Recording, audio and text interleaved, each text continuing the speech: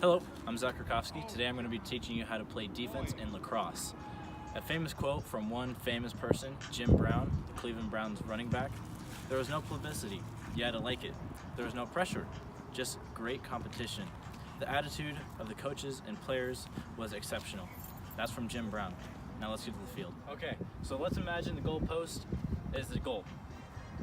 So right now, we're playing from up top. I want to take an inside approach and make sure he doesn't beat me over the middle. I want to push him down the alley, which is between the sideline and the goal. When I follow, I want to be one step behind on his hip, almost punching his hip. Come back.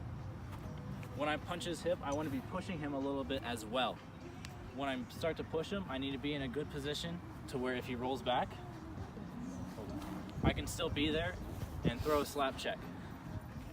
When you're playing defense, you want to get low. When you're low, you want to kind of have a 45 to 90 degree angle.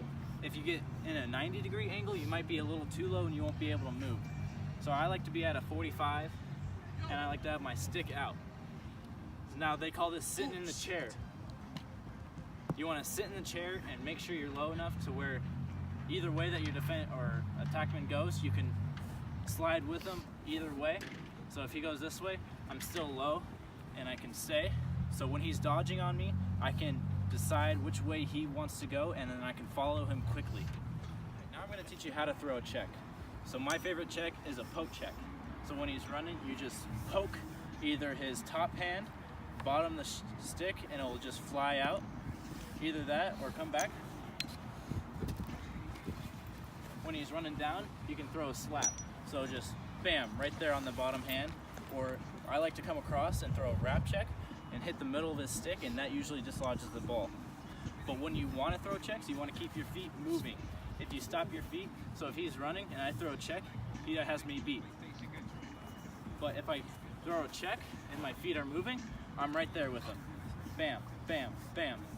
Now another check that is very hard to pull off, but a lot of people like to see, is a rusty gate.